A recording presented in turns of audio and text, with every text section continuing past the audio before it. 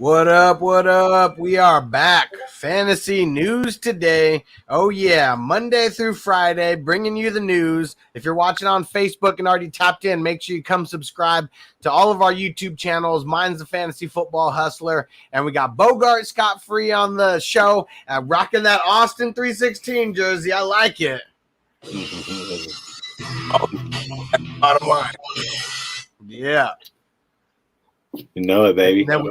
Now, we also got IDP Iggy on the show, our resident IDP guy, doing the sports betting, doing the dynasty bets and prop bets. And, he's been hitting, man. So I've been watching. I can't do anything on DraftKings. I'm in California. Well, at least like the prop bets and stuff, you know. But, man, you've been making some good calls, bro. Yeah, man, it's been good. Cleared over 14 units this week just on the ones I told the people to go bet on. Had a person that didn't know anything about sports clear over $1,000.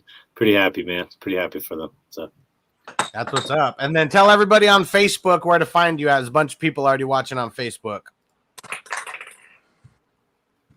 Go for it, Bogard. Nope. Oh, me, my bad. I'm kind of in the matrix right now. Hey, you can find me at the GMM Network. And the earth is my turf. Yeah, man, I'm in the group chat quite a bit with Fantasy Football Hustler, and then also just IDP Iggy's Fantasy and Betting. You can find me at both of those places. There we go. And make sure you subscribe on my channel, the Fantasy Football Hustler. Everyone who subscribes, you get entered into the signed Ricky Williams jersey giveaway. We're less than 100 subscribers away from doing the giveaway. So make sure you get signed up now. And then don't forget about Patreon, patreon.com/FFHustler420. Go get those extra entries. You get priority on the question and answer live streams. One's coming up today in an hour and a half, and then another one on Saturday and Sunday. All right. We got a bunch of news topics to talk about, and I'm just going to go in the order that they kind of just came in here. So the first one that came up recently was the Colts practice report. Quentin Nelson not practicing, Darius Leonard not practicing, Kwity Paye not practicing, and then Carson Wentz is limited. Iggy, let's let you start it off. Let's assume Quentin Nelson, Darius Leonard, and Kwity Paye, let's say they don't play. How's that going to affect the Colts? Well, man, I had for one of my waiver wire scoops, I recommended going and grabbing Miami. They're playing at home. Looking at everything at a week-by-week basis, as somebody that has a lot of JT shares in best ball, it's kind of disappointing. They're going to ask him to shoulder more, but Hines could get active, look for a little dump-offs, quick drops, stuff like this nature. Pascal could become more active due to this. But it's just going to be hard. The Dolphins' front seven's really good. Their secondary is great. I just don't see – this is bad for the Colts. They could, have a very brutal first month. That's the truth.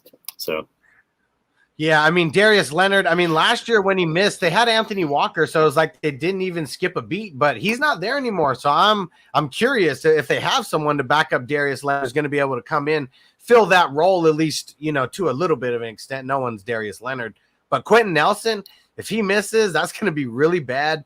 Kwity Paye, even though he's not a superstar yet, not everyone knows his name. Like, that's still big. He's still making a lot of plays over there, getting a good snap percentage.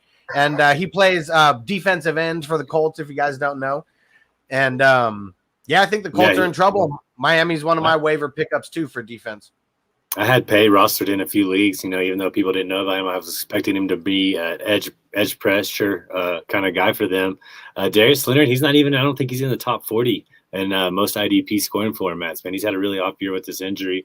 Let's just hope he gets back to health. They start playing well. Buckner's holding it down for everybody. That's the scope of their front seven is Buckner right now. Shout out to Buckner, man. He's the man. Yeah. How'd you feel about that, Bogey? Before we switch over to the next thing, how'd you feel getting a first rounder for Buckner? No, he was the shit when he was with 49ers. Didn't skip a beat. You know what? It was like I bamboozled myself. It was like, we trade him away. I knew we weren't going to pay him. So we trade him away, get paid, and then we draft Buckner 2.0. You know what I mean? And Kittle is like Buckner 0.07. You know what I mean? So I felt like in Lynch we trust in that moment, and then it just didn't it's not transpiring on the field, even a year later. Because I was making excuses for the kid last year, like, oh, he had a COVID year, a COVID offspring. Nah, he's Buckner 0.5. 0.05. I'm sorry. Well, let's stay with your 49ers. George Kittle's not practicing. This is getting we're already having the I'm not going to say buyer's remorse because he did good this past week, but it's something as someone who manages Kittle in a couple leagues, I'm a little bit nervous him already getting hurt this early and at least being limited and now not practicing. I mean, here's my thing too, is like in the spot I have Kittle, I don't have a decent backup tight end because I have Kittle. You know what I mean? Like normally I wait on tight end. I have 2 or 3 guys that are buyers that could hit, right? So when you grab one of these guys high in your draft, like 3rd round for Kittle's for Kittle, yes, that's the one. I just can't do it. I mean, like, I don't blame anyone for trying to sell right now. Hold on 1 second. Yeah, I mean, as far as Kittle goes, yeah, he's one of those guys that you locked in. I think, he's one of those guys that he has a lot of hype around him. He's more of like a reality tight end, in my opinion. He blocks well. He's going to be in on those blocking downs, rushing downs. But from a fantasy perspective, he's going to have some games where he kind of duds and he kind of doesn't do as well as others, especially with Debo in the mix. And who knows who's going to be back there running back. Especially when we're only throwing the ball like 25 times and we're trying to run the ball, damn near, an eighth more than that. You know what I mean? Like, plus, I'd say with Kittle having a soft tissue injury and having his injuries last year, they might not need him for this game, but he will play this game though, because it's the Seahawks, because it's in division. He's going to play this game. We got Juszczyk that could basically do what Kittle does in the blocking game. And so maybe he's a game time decision, but usually when he's nursing something, he's already ruled out. If not, he doesn't practice, then he plays. This is like what he does. You know what I mean? Yeah, Friday practice is, really the most important, especially if a guy's a little banged up. And in the NFL, everybody's a little bit banged up after week 1.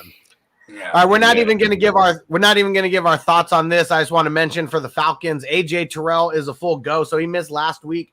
The Falcons defense is trash, but Aj Tyrell is one of the bright spots there in the secondary. And then Russell Gage, who Bogard says you shouldn't roster, you shouldn't play. He didn't practice, so if you're still hanging on to him, just do what Bogart's been telling you forever and drop him.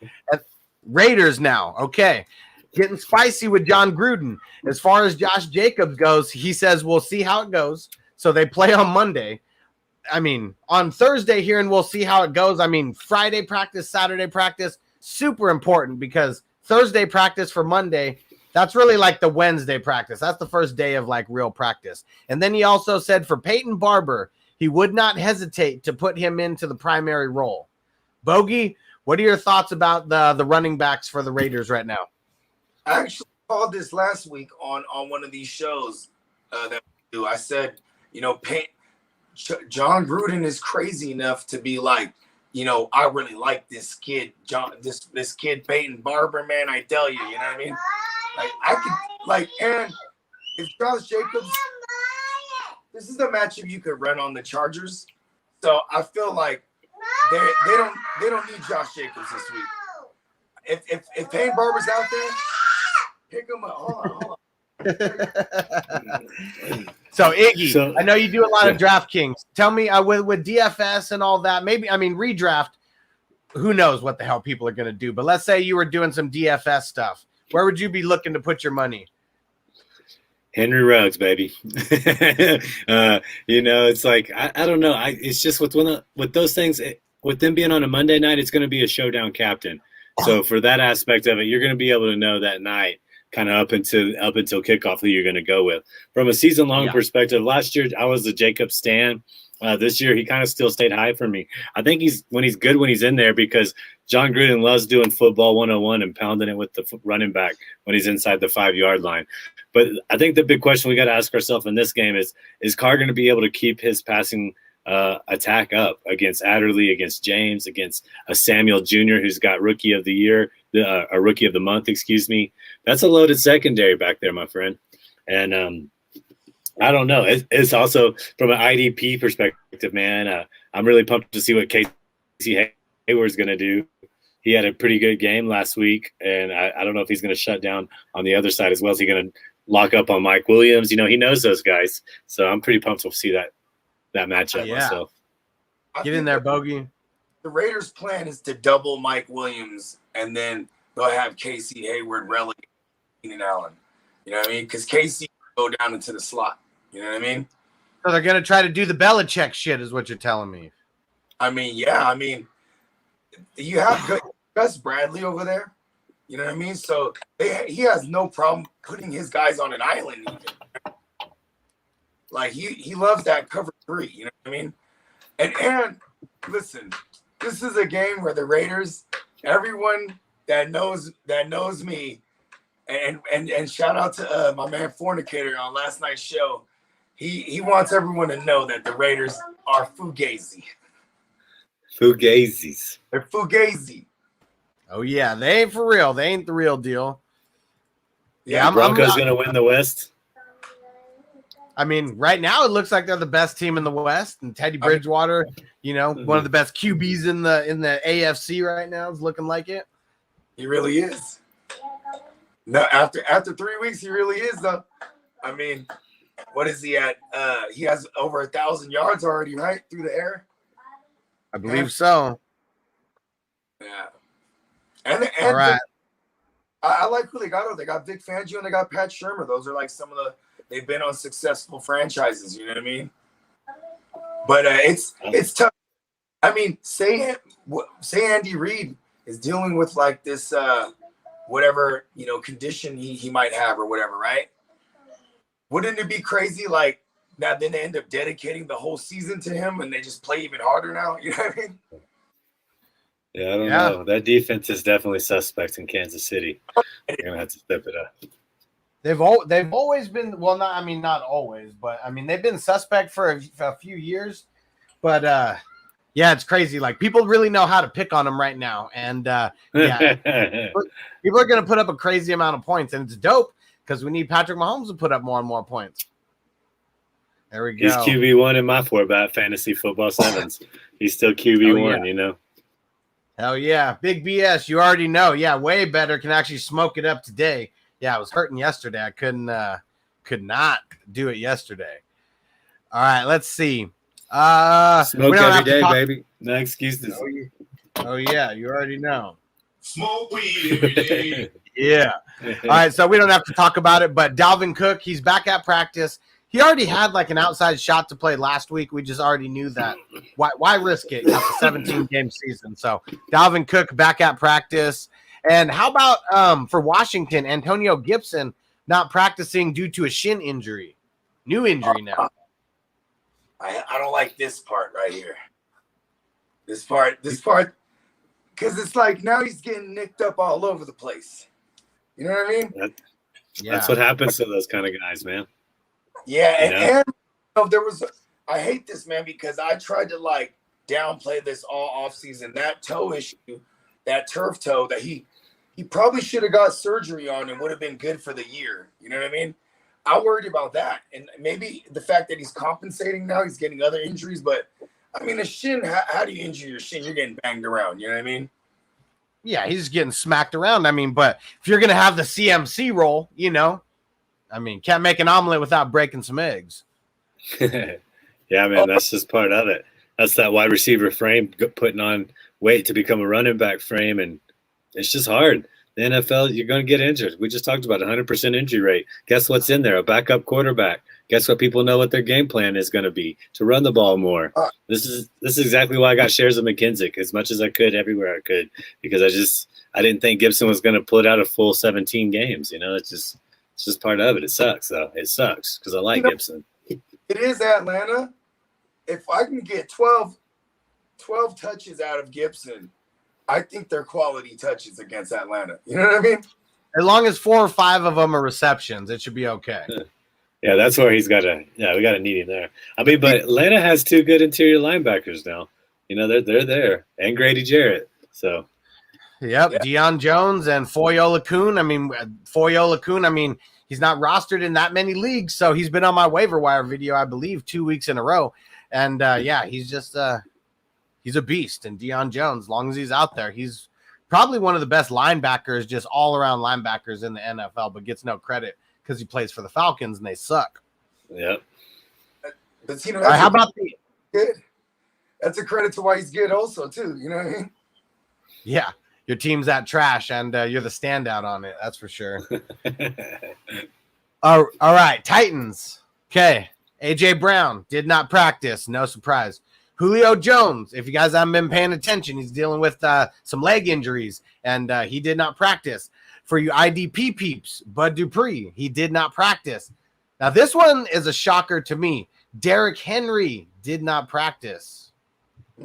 Rest. I haven't even heard anything other than he wasn't there at the open part of practice.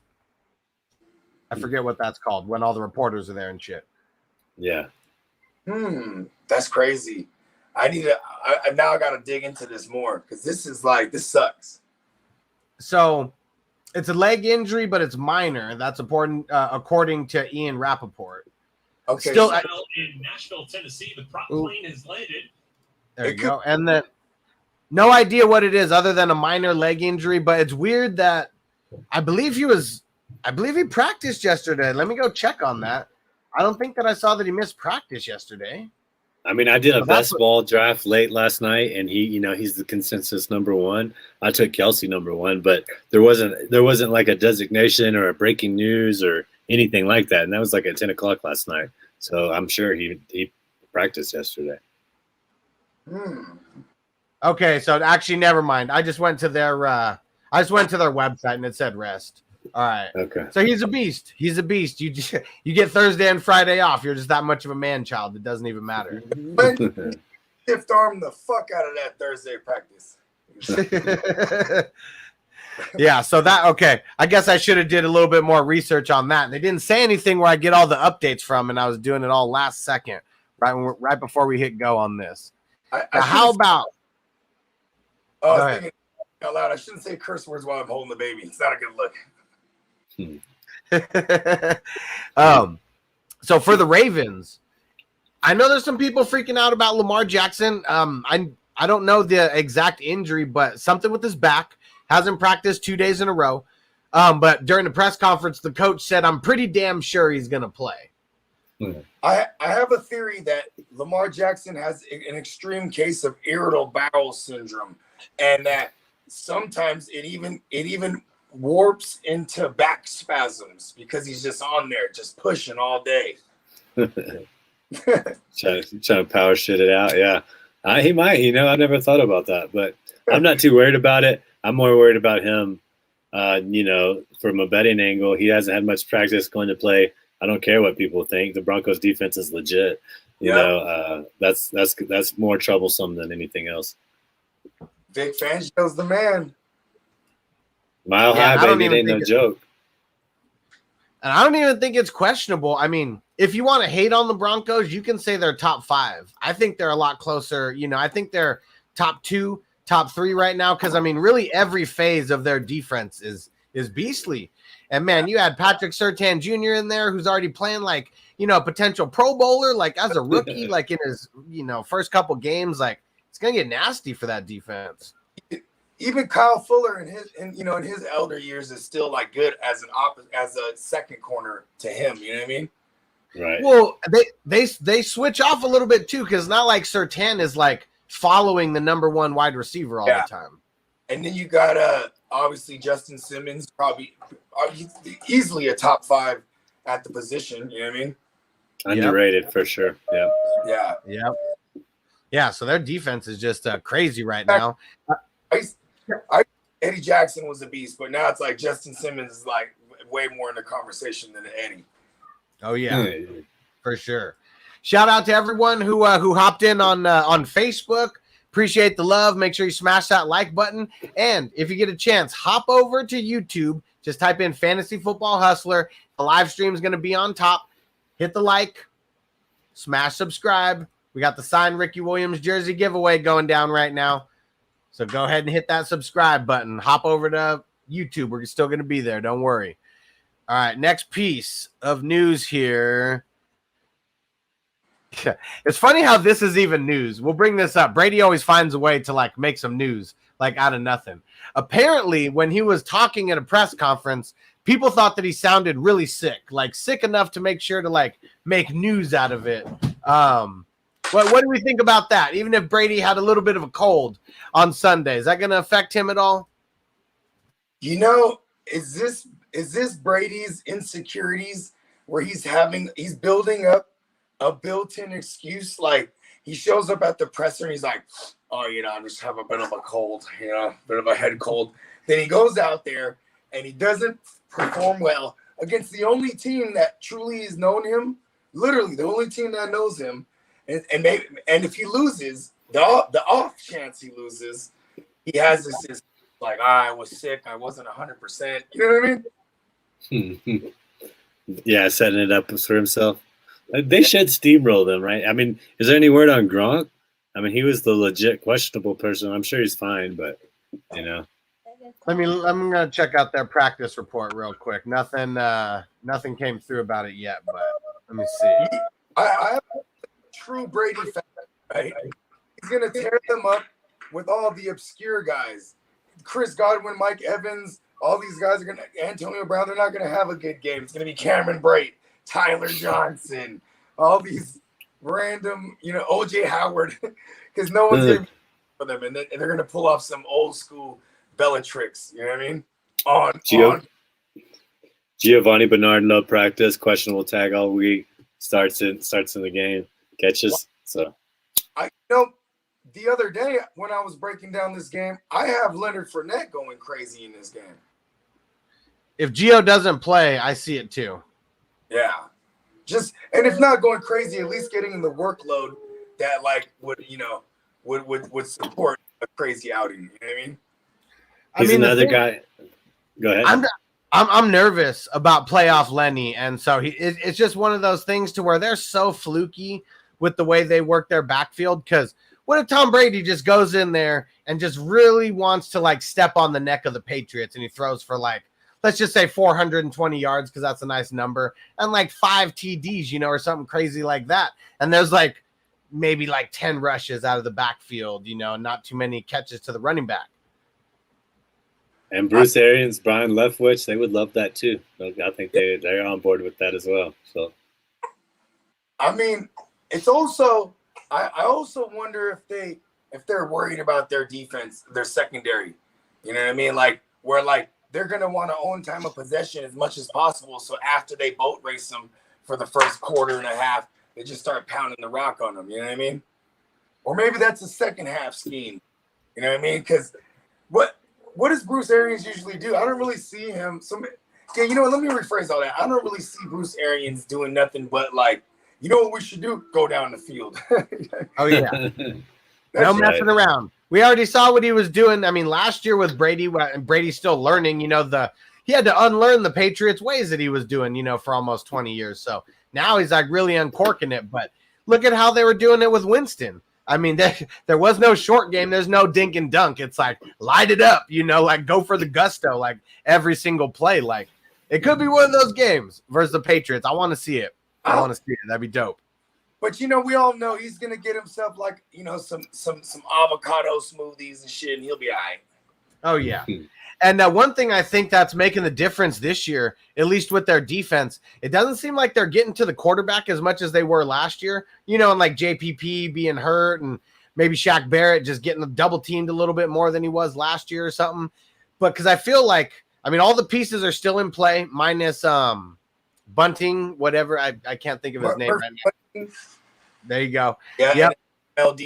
Jamel Dean's hurt too. Yeah, so a couple pieces hurt, but if that pass rush isn't getting there as good as it was, I feel like that's been the difference maker on a lot of their secondary's woes because they're giving up a lot of points to the wide receivers right now. You think Richard Sherman gets in this week? They kind of need him. It's a short week, but if they just put him man on man, like fuck the playbook, right? If you could just go and man up a guy, you don't need the playbook. I wonder who he would man with Nelson Aguilar. You know what I mean? Like Whoever, that doesn't even matter. Like, I mean, I think that they would have Carlton Davis on Jacoby, and then maybe Sherman's on Aguilar. Like, that'd be funny. That's funny. Aguilar would get shut down by old man Sherman. You already know he's pissed about all that shit that came out in the news and everything that was going on. Like, he's gonna have a chip on his shoulder. Right, yeah. That's what his whole career thrived on. I mean, even coming out of college and not being drafted by Jim Harbaugh, like Jim Harbaugh should thank. I mean, he should thank Jim. We should have drafted. Damn it. Yeah. Thanks. All right. Out of the Giants camp, let me go double check their practice report. But Saquon Barkley, he was limited in practice. What'd you say? No, I said, you said coming out of Giants camp. I was like, did they realize Danny Dimes sucks? Yeah. People didn't realize it. They're going to, but especially like Sterling Shepard, Darius Slayton, they didn't practice. Yeah, there's for everyone who is a Danny Dimes truther. I told you he's Danny Pesos, and now not having the weapons, like, it's going to be all bad for the Giants. As long as Barkley is good to go, I mean, that's really the only piece that should be in play. I still stand by my preseason prediction that Joey Judge would be gone at the bye week. We'll just have to see. If they don't win a game before their bye week, he's got to be gone. He can't go 0-7. That's their bye week, week 8. I'm pretty sure. I mean, they could probably do that to assure if they go winless at that point, they're gonna do that just to assure they stay winless. Yeah, like, I mean, it's getting to the point right now. I mean, they're pretty much going to be fighting for last place in that division. Like, every other team looks decent. Last place in the NFC East. Ooh. Giants is week 10. 10, that's right. Yeah. So, hey, you bought a couple more weeks anyways. That's likely. If they're what, 2-8, 0-10, something like that. It'd be 0-10, Danny Dimes, bro. 10 losses straight. Danny 10 losses. All right, just because I know Bogard likes talking about Will Fuller, I'm going to let you chime in on this. Oh. Will Fuller is back at practice. Do you play him this week? No. No one should ever play the god-awful Will Fuller, the fifth. There's a whole entire lineage of Awfulers, and we don't want anything to do with any of them. All right, Iggy, I'll let you get in on this. So for the Packers, MVS not practicing due to a hamstring injury. What do you got? Like Go ahead. I was going to say, seems like he has one every year, man. That's just, with his speed, with the routes he runs, it's just like it seems like it's unavoidable. But that's why they have Amari Rodgers, I think, at some point to, maybe not take over so much those deep routes, but just have something that they can run something else with that they feel good with. I'd be leery. He doesn't get a whole lot of targets. He got the touchdown last week. That's what saves him. I love him personally, but MVS gotta watch it, man. He just is one of those people that has questionable tags quite often. And give me some predictions just on the game in general. Going up against the Steelers, I'm gonna look and see if there's any news from TJ Watt, but I think we're really gonna have to wait for Friday's practice for him specifically. Yeah, he was questionable tag for me. If he plays, that's the game changer. The Steelers went their first game in 76 games without a sack this past week. So he's got to be there to generate that pressure. I think it's Devontae Adams' show, Aaron Jones' show. Oh, wait. I just pulled up their practice report. Full go at practice. Yeah. Fire him up. Yeah, they're going to have to – I think he's going to get a sack, honestly. The offensive line's not the greatest right now. Does he sorry to cut you off. I think he took a pay cut on 120 mil. Like, he's literally the MVP of that defense. Like, without him, that defense is like the Colts without Peyton Manning that year. Yeah.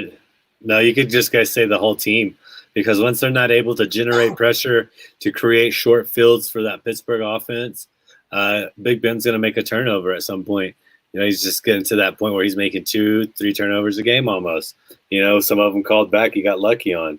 But yeah, dude, he is the whole engine behind that whole team, and it shows whenever he's not there. The morale's even down, bro. It's just like, oh yeah, we don't have our best player, we're down. That's just how it is. I thought Melvin Ingram would step it up. He didn't. But I do think he just goes down to the big three for the Packers. It's Adams, Jones, and Rodgers, man. So, and let's say the Steelers are at, well, they have TJ Watt. What are you predicting out of those guys for this week for people who may be playing DFS? They DFS plays for you this week? James, when I look at the game script, D. Adams is probably going to get over 10 targets. They're going to feed the ball. They're going to work the corner on him.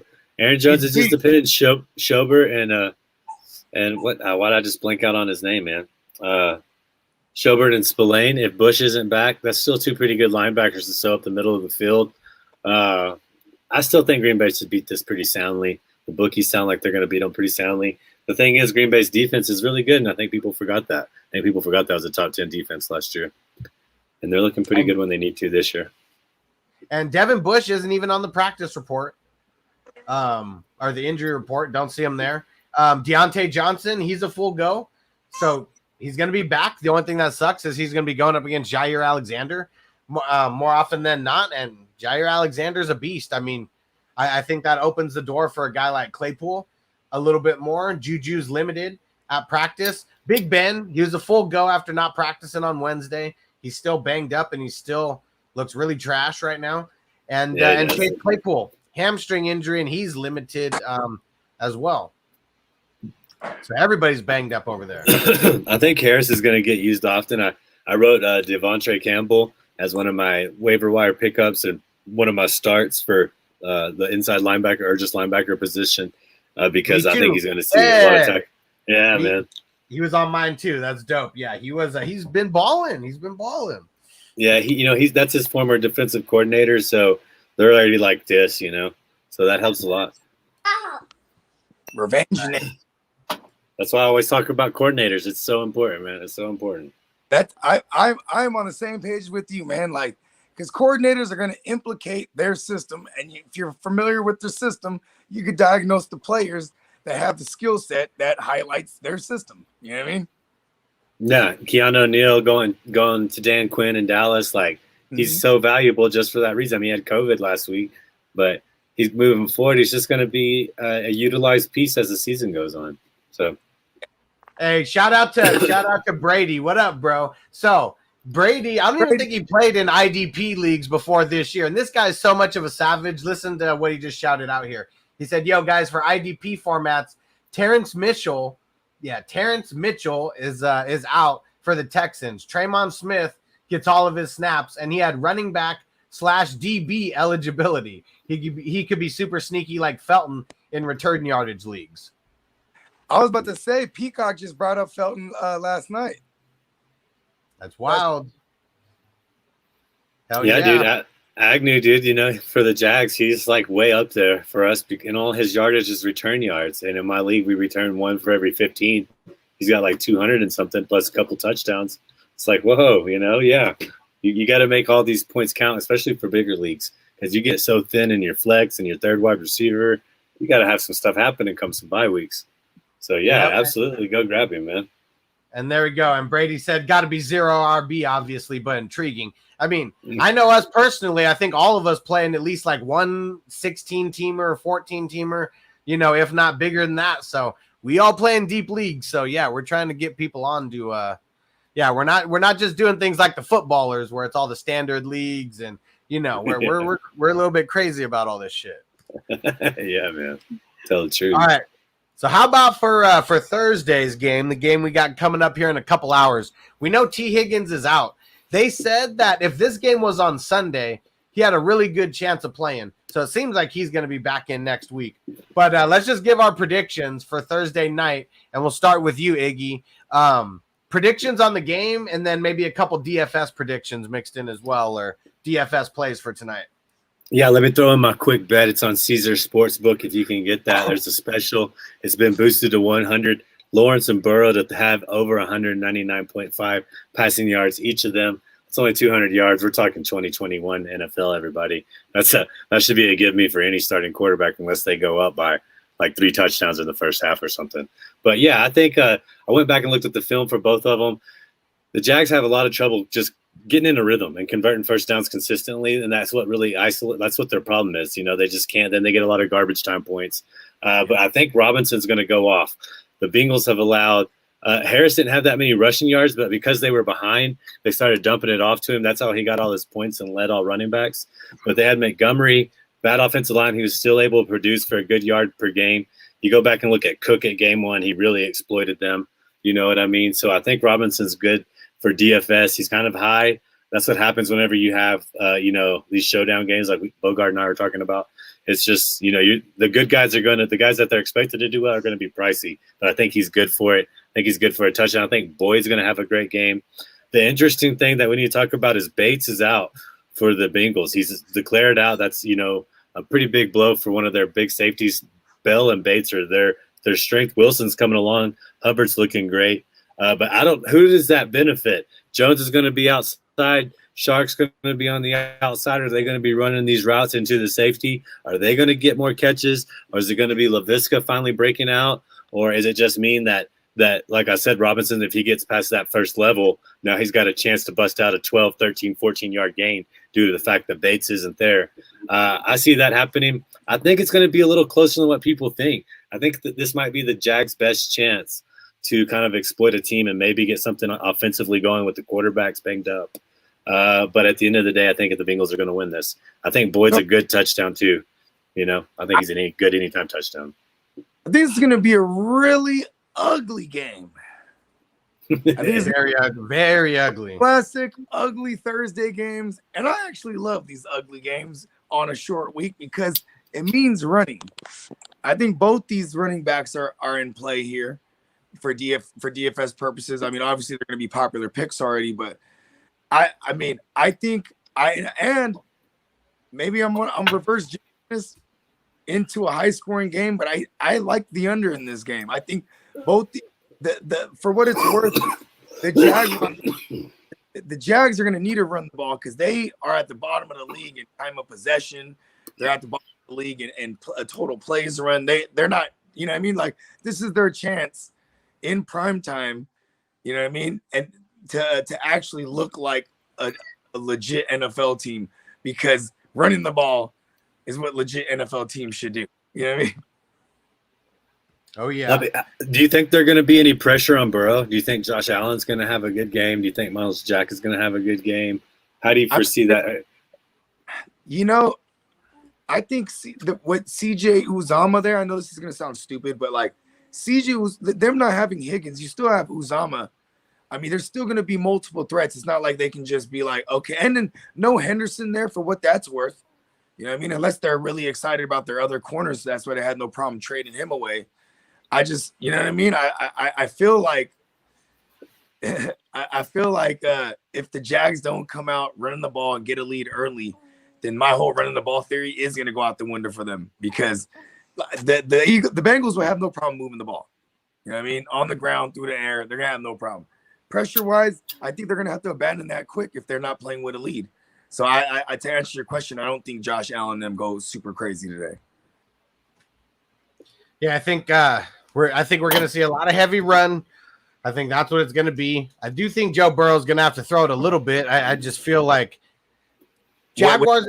It doesn't matter that they're going to keep slinging it. That's just their MO. So as much as like we want them to go to Robinson, I don't think they're ever going to be up to where Robinson's just going to grind it out, in the second half or anything. I do want to see him get close to 20 touches, between the run and the pass combined, and then he should be good either way.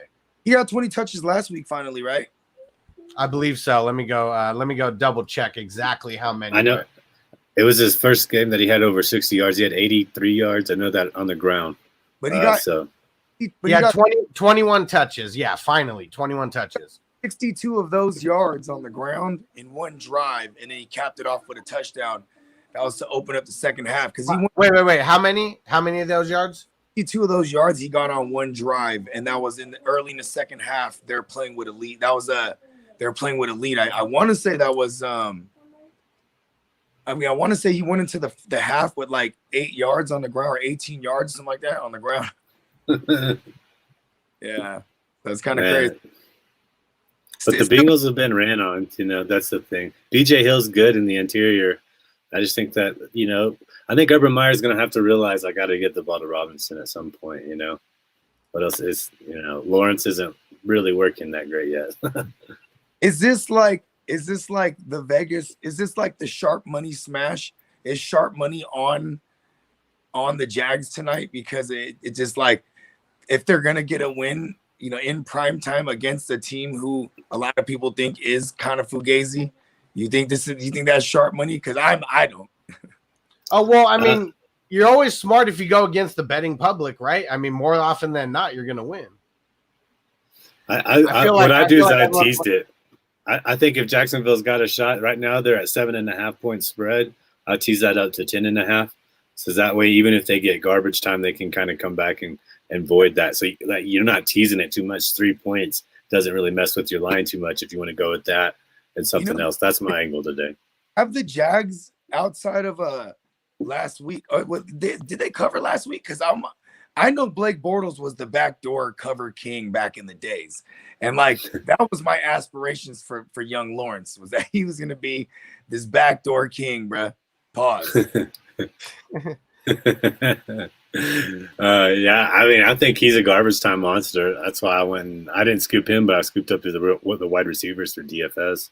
Yeah. So. Yeah, it's going to be one of those ugly, ugly games. Yeah, the uglier the better. In the jungle, baby. Thursday night, we already know we're always getting these garbage time games. Like the Cowboys and the Bucks can't play every Thursday night. You know what's crazy though is that the football team and the Giants game. That game had I thought for sure that was a game that was going to be on the under, and that game where was the D? Hashtag where's the D, babe? I mean, come on, it was just not there. So the short week, just it doesn't matter who you are, veteran, rookie, like the veterans, they could probably, like quarterbacks, like I'm sure that they can prepare a lot better for that Thursday game than a rookie. But like these grown men are going through car wrecks every single Sunday, and their bodies need a few days to rest, and they're already having to get back into practice like pretty much the next day to start getting ready. And then, we see the injuries happening. I always have my fingers crossed that they don't happen on Thursday, but I hate CMC. See it. Why don't they just move it back one more day? Friday would almost be just enough, it's just like, okay, you at least get a day of rest, and recovery. I mean, and let's be honest, who are they going to war with television? College? Yeah. I mean, big games are on Saturday anyways. And Friday night lights, like high school games aren't being broadcasted like that. Not nationwide. You know what I mean? Yeah. I think it was dumb. It was just like 1 year when they probably had crazy ass ratings on Thanksgiving. They were like, damn, next year we should just do games on Thursday for every game after Thanksgiving too, and everybody will know about it. And then they just kept it going.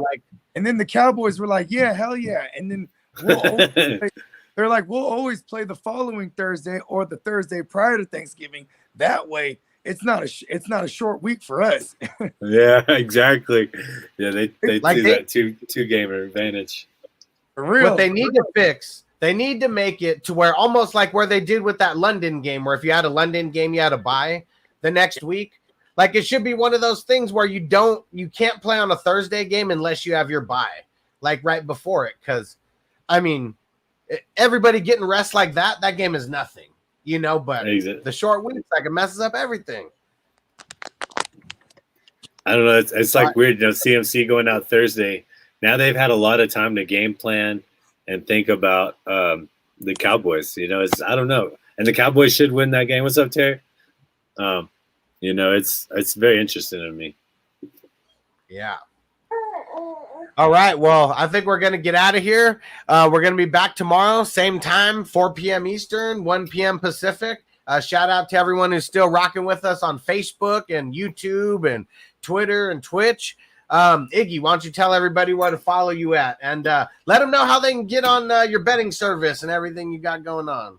Yeah, man, I got it on the Patreon, man. You can just get everything's basically set up through the website, iggysfantasyandbetting.com. You can listen to the podcast 5 days a week right there on the website. You can go check out the YouTube channel, subscribe to the Patreon. Got a $5, $10, $20 tier. Sign up to the $20 tier. If I don't get 2 bets right, I'll pay for your next month. It's hard to find a better deal than that anywhere else. So hop on it, man. If you're in a legal state, let's go win some money, talk about it. And then, of course, you can find me in the group on Facebook for Fantasy Football Hustlers group, and here every Thursday, man. Glad to be a part of it.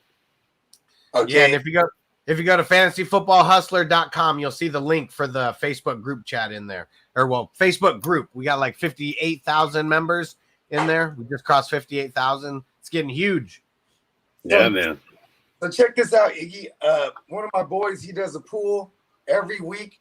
It's picks against the spread. You got to get every single one of them right. It's $5, and there's hundreds of people that enter. If no one wins it, it rolls over the next week. You could unlimited entries, right? And like this one is killing me. The Seahawks, bruh. We've never beat them in Levi's to my recollection. But the Seahawks are so beat up. And the lines that they give us, they don't change them. So we get them on Tuesday. And the Tuesday line opened up at Niners -1, which was crazy. Yeah. And I was like, man, the Seahawks can cover that. I'm like, if not, and like I have the Seahawks in every one of my entries, and I might lose $50. But they travel. They travel so well. Like I might win tens of thousands of dollars, but I just feel strongly like this might be the time we finally get them at home, in my home. That would be bittersweet, right? That's the betting curse, man. The fantasy curse. Yeah. Well, I think a Seahawks would be good. Anonymous. And you can follow me at the GMM Network. Check out our latest episode of the Real Fantasy Playmakers. We dropped it last night. It's over on Fantasy Football Hustlers channel. It's also on the GMM Network. That's our What If series. I definitely got to bring Iggy on. Iggy definitely got the isms. You know what I mean? Get him on some what scenarios. Yeah, and so also the show is also on my podcast, on the Fantasy Football Hustler podcast. So go download those right now. It's on Apple, Spotify, literally everywhere. Go leave me a 5-star review on Apple. Need to get those reviews up. That's how more people are going to find me. So appreciate that. And I just threw it in the chat right now. The Thursday Q&A start sit live stream going down 5:30 Eastern, 2:30 Pacific. So starting in like 40 minutes. We'll see you there. Hey man, quarterback national championship showdown quarterbacks, man. I'm pumped for tonight. I really am. Oh yeah. They better be talking shit to each other right now. You want to see a good game out there? Oh shit! This is a rematch of that 2019. Yeah, LSU and Clemson. The quarterbacks, at least the quarterback. I'm my quarterback, man. I'm a quarterback. Can you just imagine that? Like, what does that do for the psyche of like just a human being, a human athlete? When 2 years ago you were playing on like the best teams in the country, like hands down, and now you're playing on the Jaguars and the Bengals in the NFL. Exact opposite of where you were. It's very dangerous for the psyche, because if that pupil can turn around that organization, I would not blame them if they became extremely narcissistic and arrogant. Hey, that's football though. It's adversity, man. You got to get over it, right? That's what they always say and preach. Right? That's what it's all about. So. Oh yeah, there we go. Now we got another narrative to go into Thursday. Now I might be a little bit more excited about this game because the quarterbacks might be a little bit more excited about this game and this rivalry game. Yeah. Absolutely. And who was it? Who got the win then? I can't even remember. Burrow, baby. Oh yeah, Burrow when he was smoking that stogie, right? Yeah, big dick. He's about to put the out on Lawrence, bro. Oh yeah, see it. All right, everyone. We'll see you tomorrow. See everybody on the live stream. Peace out. Peace.